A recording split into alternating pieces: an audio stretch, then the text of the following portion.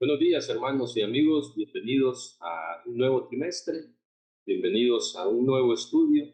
El tema para este trimestre será el gran conflicto. Estaremos hablando acerca de ese gran conflicto que surgió en el cielo. Y para hoy, domingo 24 de marzo, iniciamos el estudio de este trimestre con la lección número 1 titulada La guerra detrás de todas las guerras. Ese es el tema para esta semana, la guerra detrás de todas las guerras. Y antes de poder tener una oración, antes de poder entrar a nuestro estudio, vamos a tener una oración para que Dios pueda bendecirnos. Padre nuestro, gracias te damos porque nuevamente, el Señor, estamos haciendo lo primero que debemos hacer durante el día, que es estudiar tu palabra. Gracias, Padre, porque hasta aquí tú nos has ayudado. Nos das una nueva semana, Señor. Nos das un nuevo día. Y esperamos, Padre, que tu presencia esté con nosotros durante esta nueva semana también. Ahora, Señor, queremos pedirte que nos acompañes durante este estudio y no solo de este día, Padre, sino que durante todo el trimestre tu Espíritu Santo pueda guiar a cada uno de los que presentamos, cada uno de los temas, Señor, durante la semana. Ayúdanos, Señor, y que tu Espíritu Santo pueda estar con nosotros, danos la salud para poder hacerlo cada día que nos corresponde, Señor, y que el único beneficiado aquí sea todos aquellos que puedan estar conectados con el cielo, que puedan estudiar con nosotros. Una bendición para cada uno de ellos, Padre. Y, Señor, a lo mejor sean tal vez algunos temas complicados, pero con la ayuda de tu Espíritu Santo vamos a poder discernir y vamos a poder eh, ser guiados a través del tema de este tema. Bendícenos, Señor, y quédate con nosotros en los próximos minutos. Esa es nuestra súplica. Oramos en Jesús. Amén. Lección para hoy, domingo 24 de marzo, es Guerra en el cielo. Y quiero comenzar el estudio de este trimestre diciendo que Dios es amor. Sí es, Dios es amor. Yo creo que es una frase que eh, todos la hemos escuchado a lo largo de nuestra vida, de estos años que llevamos de vida. ¿Verdad? Dios es amor. Y todo lo que Dios hace, lo hace por amor a la humanidad. Aunque hablemos de guerra en este trimestre, en esta semana, eso no le va a cambiar, no cambia, no tiene que cambiar nuestra perspectiva o nuestro pensamiento de que Dios es amor. Esa es la esencia de Dios. Y aunque hablemos de guerra esta semana, Dios, eso no va a cambiar esa esencia de Dios que es el amor. El propósito de Dios es demostrar ante todo el universo que siempre ha actuado teniendo en cuenta el bienestar de sus criaturas, ¿verdad? Y nos metemos ya al estudio de este día en Apocalipsis 12, capítulo 12, versículos 7 al 9, dice, después hubo una gran batalla en el cielo. Miguel y sus ángeles luchaban contra el dragón y luchaba el dragón y sus ángeles, pero no prevalecieron, ni se halló ya lugar para ellos en el cielo. Y fue lanzado fuera el gran dragón, la serpiente antigua que se llama Diablo, Satanás, el cual engaña al mundo entero. Fue arrojado a la tierra y sus ángeles fueron arrojados con él. En estos tres versículos, rápidamente Juan nos presenta la historia del gran conflicto que hubo en el cielo entre Satanás y Cristo, lo cual es una descripción del desarrollo del conflicto durante el tiempo del mundo, y que finalmente esa lucha termina con éxito, ¿verdad?, para el bien a través de la muerte de Jesús en la cruz. La guerra comenzó en el cielo debido a los planes para la creación del hombre. Ya comenzó esa guerra debido a esos planes. Ya vamos a ver un poco más adelante sobre este comentario que les acabo de hacer. O sea, que la guerra comenzó en el cielo debido a los planes para la creación del hombre. Ya vamos a estudiar sobre eso. También eh, el estudio de hoy nos invita a que leamos Ezequiel 28, 12 a 15. Y dice Ezequiel 28, 12 a 15. Hijo de hombre, levanta endechas sobre el rey de Tiro y dile, si ha dicho Jehová el Señor, tú eras el sello de la perfección, lleno de sabiduría y acabado de hermosura. En Edén, en el huerto de Dios estuviste. De toda piedra preciosa era tu vestidura, de cornerina, topacio, jaspe, sólito, berilo y ónice, de zafiro, carbunclo, esmeralda y oro. Los primores de tus tamboriles y flautas estuvieron preparados para ti en el día de tu creación. Tú, querubín grande, protector, yo te puse en el santo monte de Dios. Ahí estuviste, en medio de las piedras de fuego te paseabas. Perfecto, eras en todos tus caminos, desde el día que fuiste creado, hasta que se halló en ti maldad. Eso dice Ezequiel. Y es que a Dios no le gusta la sumisión forzosa y da a todos la libertad de servirle voluntariamente. Pero hubo un ser que prefirió pervertir esa libertad. El pecado nació en aquel que después de Cristo había sido el más honrado por Dios y el más elevado en honor y en gloria entre los habitantes del cielo. Antes de su caída, Lucifer era el primero de los querubines que cubrían el propiciatorio santo y sin mácula. Estos versículos que acabamos de leer, y aquí vamos a aclarar un poco, porque aunque acabamos de leer estos versículos y aunque podemos ver ahí una lamentación por el rey de Tiro, que menciona el rey de Tiro,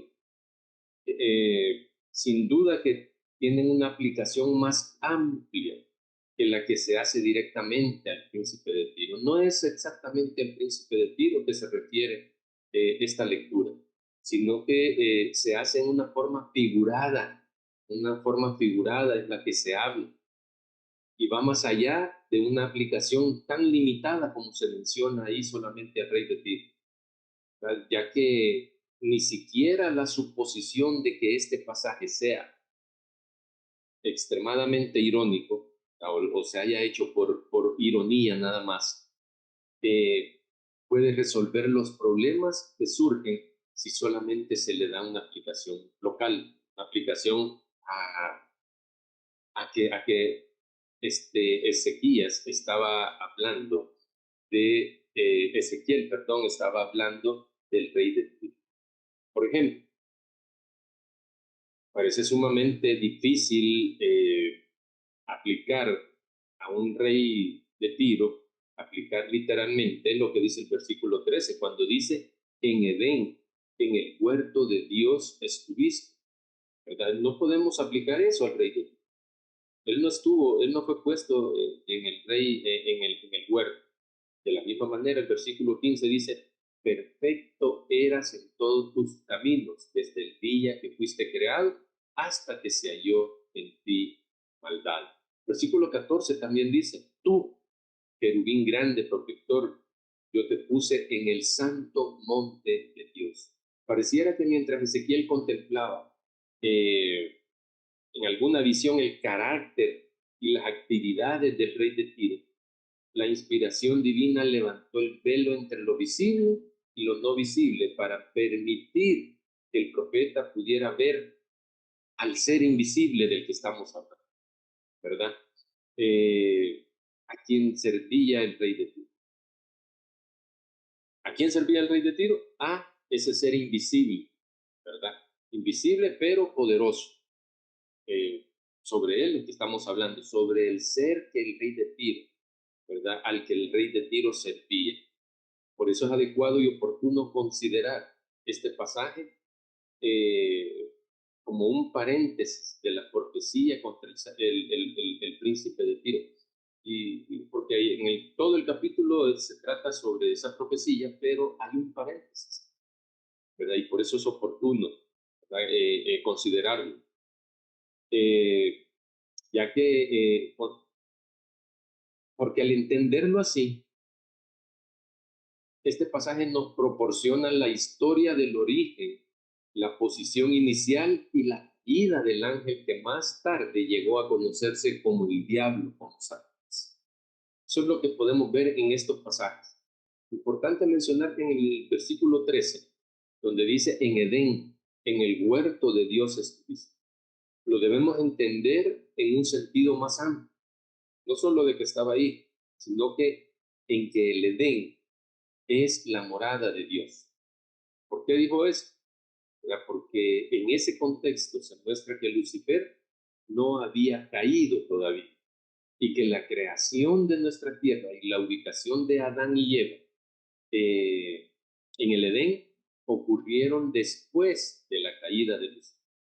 Por ejemplo, veamos en Patriarcas y Profetas, Elena de White escribe lo siguiente, dice que estaba en la presencia del gran creador. Ahí en Patriarcas y Profetas. Y el trono de Dios sabemos que se asienta sobre el santo monte, donde fue puesto, según dice el versículo 14. Ese privilegio no lo tenían los demás ángeles, solamente lo tenía Lucifer, aunque como era un ser creado, era definidamente inferior al Padre y al Hijo. En primeros escritos, en la página 145, Elena de White dice también que, pero cuando Dios dijo a su Hijo, hagamos el hombre a nuestra imagen, Satanás dice que sintió celos de Jesús. Deseó que se le consultase acerca de la formación del hombre. Y porque esto no se hizo, se llenó de envidia, celos y también de odio. Deseó recibir los más altos honores después de Dios en el cielo. ¿Por qué menciona Ezequiel en el versículo 14? En medio de las piedras de fuego te paseabas. ¿Por qué lo menciona? Si vamos a Éxodo 24:10, leemos ahí donde dice, y vieron al Dios de Israel, y había debajo de sus pies, dice, como un embaldosado de zafiro. Eso es lo que vieron Aarón, Moisés y otros, vieron abajo de los pies, dice, cuando vieron al Dios de Israel. O sea, que había debajo de sus pies, dice Éxodo 24:10, como un embaldosado de zafiro. ¿Verdad? Y es cuando el Señor se le reveló a ellos, se reveló a Moisés. Y menciona este detalle para hacer destacar los privilegios que Lucifer tenía originalmente, ¿verdad? Y la suerte que le tocó después de su caída. Por eso dice el versículo 14, en medio de las piedras de fuego te paseabas. Acordémonos que cuando se menciona a Dios, el trono, también se menciona que tiene fuego alrededor. Y por eso no podemos decir que Dios creó al diablo o a Satanás. El Señor creó un hermoso ángel, un ángel santo, un ángel sin mancha, pero este ángel se convirtió a sí mismo en el demonio. En forma similar se le había permitido a Isaías que viera esto, más allá del rey literal de Babilonia, que habla Isaías 14:4, a Satanás, cuyo carácter y política practicaba también el rey igual que el rey de Tiro, servían a Satanás igual el rey de Babilonia, ¿verdad? Dice que tenía el carácter y la política lo mismo de Satanás, imitaban a Satanás a quien ellos servían. Lucifer habría podido gozar o seguir gozando más bien del favor de Dios, ¿verdad? Amado, honrado por toda la multitud angelical, empleando sus nobles facultades para bendecir, para que fuera de bendición a los demás y para gloria de su hacer.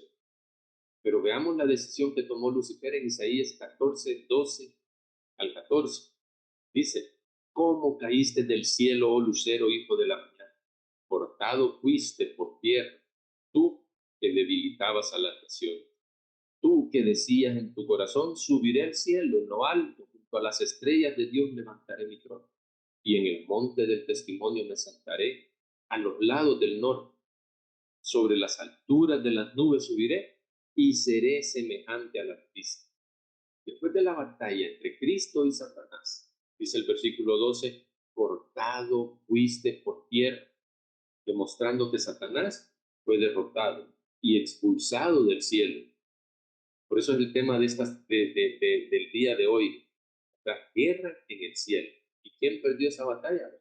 Acabamos de leer ahí que la perdió Satanás. El deseo de exaltarse a sí mismo ocasionó la caída de Lucifer. Antes de su caída era el más hermoso, el más sabio de todos los ángeles celestiales. Se enorgullecía sobremanera por el honor que Dios le había conferido, pero aún procuraba mayor gloria para sí. Quería colocar su trono en el monte del testimonio. Y lo dice el versículo 3. En el monte del testimonio me sentaré, pero el Señor lo arrojó de ahí. Lucifer aspiraba a ser semejante a Dios, ¿verdad? En posición, en poder, en gloria. En todo eso aspiraba a ser igual a Dios, pero él no aspiraba a ser igual a Dios en carácter. O sea, él no quería tener el mismo carácter de Dios. Deseaba para sí que la hueste angelical lo homenajeara, ¿verdad?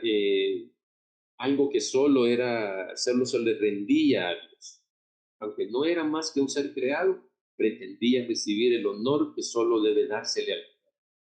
Y en vez de procurar que Dios fuera supremo en el afecto de las huestes angélicas, buscó para sí mismo el primer lugar en el afecto de los ángeles.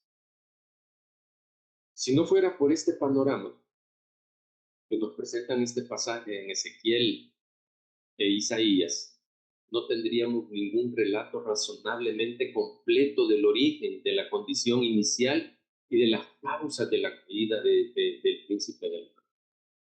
Las referencias que encontramos en el Nuevo Testamento, ¿verdad?, sobre Satanás, sobre el diablo, esas referencias que encontramos en Lucas 4, 5 al 6, en Juan 8, 44, en Primera de Juan 3, 8, en Segunda de Pedro 2, 4, en Judas 6, o en Apocalipsis 12, 7 al 9 que leímos al principio, ¿verdad? Y otros textos, las referencias que encontramos en el Nuevo Testamento, ¿verdad?, sobre Lucifer o sobre el Satanás. Estas referencias concuerdan perfectamente con estas antiguas profecías, pero por sí mismas no proporcionan la historia completa. Solo tendríamos cosas generales sobre Satanás. No sabríamos la historia completa.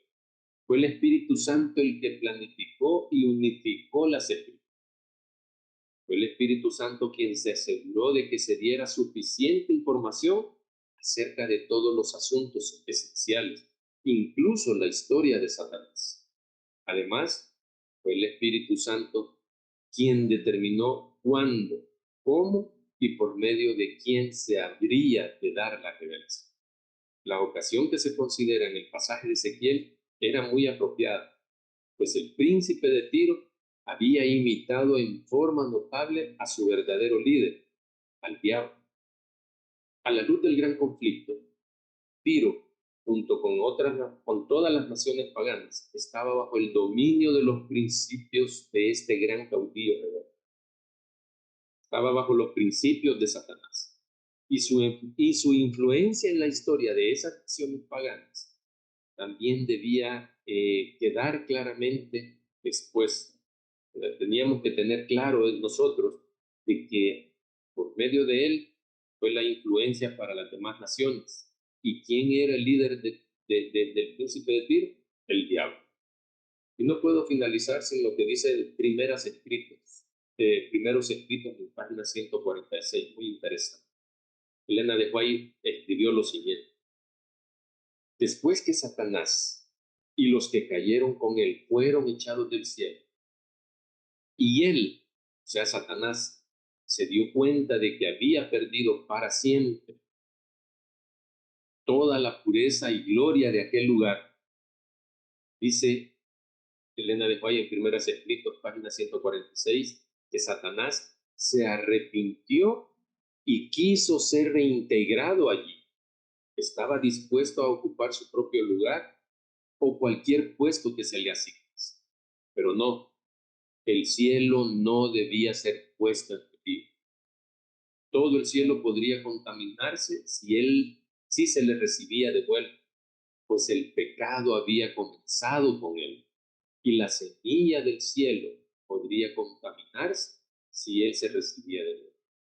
Tanto él como sus secuaces lloraron e imploraron que se le volviese a recibir en el favor de Dios. Pero su pecado, su odio, su envidia, sus celos habían sido tan grandes que Dios no podía borrarlos. Ese pecado había de subsistir para recibir su castigo final. Consultó a sus ángeles y trazó un plan.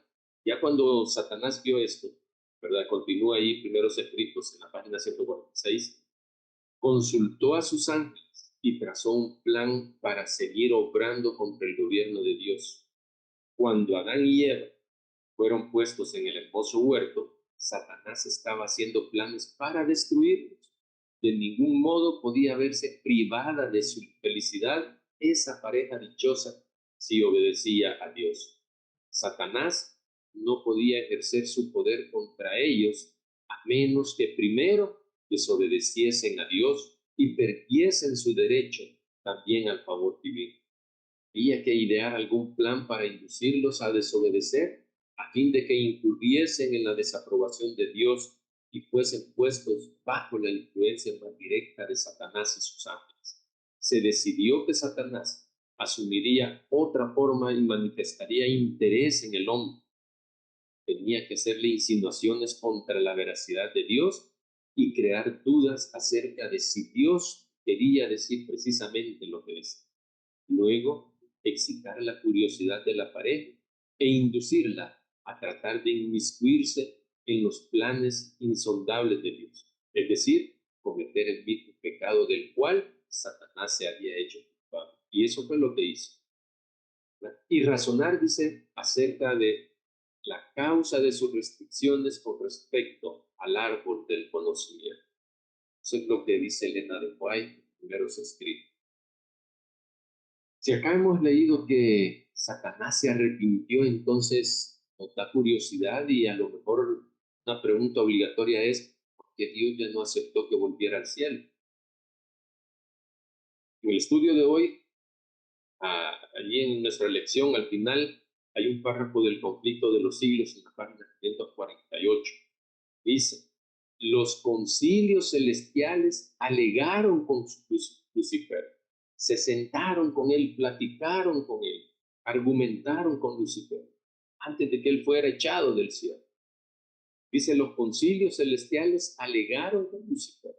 El Hijo de Dios le presentó la grandeza, la bondad y la justicia del Creador y la naturaleza sagrada e inmutable de su ley. Dios mismo había establecido el orden del cielo y Lucifer, al apartarse de él, iba a deshonrar a su Creador y a atraer la ruina sobre sí mismo. Pero la advertencia, dada con amor y misericordia infinitos, solo despertó en él un espíritu de resistencia. Creo que acá también nos queda claro, ¿verdad? ¿Qué fue lo que pasó? Lucifer no aceptó cuando se le amonestó, cuando ese concilio lo llamó y platicaron con él. Lucifer no aceptó cuando se le mostró el amor de Dios. Y lo único que Lucifer decidió fue apartarse de Dios. Y eso lo que vino a crear en él fue un espíritu de resistencia, dice el Elena. Satanás usó su libre albedrío. Como decíamos al principio, tomó su propia decisión. Es que Dios no quiere una adoración forzada. Dios quiere que le sirvamos libremente. Dios quiere que le sirvamos voluntariamente. ¿Cuántas personas hoy en día hacen lo mismo? Solamente crean en su vida un espíritu de resistencia a Dios en su vida. y cada vez no se dan cuenta y cada vez se alejan más de Dios. No permitas que Satanás te domine, mi querido hermano, mi querido amigo. No permitas que Satanás te domine. No permitas que él haga que te rebeles a Dios. No permitas que Satanás haga eso. Mañana vamos a seguir estudiando este interesante estudio del gran conflicto. Así que te esperamos acá en Conectados con el Cielo. Que Dios te bendiga. Hasta pronto.